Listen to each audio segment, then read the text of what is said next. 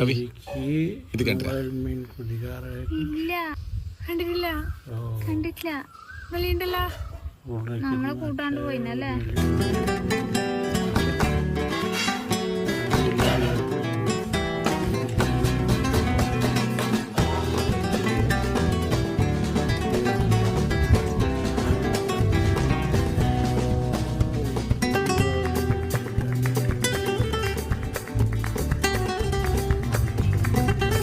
അപ്പോൾ ഞാനിപ്പോൾ ഉള്ളത് മലബാറിലെ ഏറ്റവും വലിയ ഫുഡ് ബിനാലെ നടക്കുന്ന കാസർഗോഡ് ബേക്കൽ ബീച്ച് പാർക്കിലാണ്.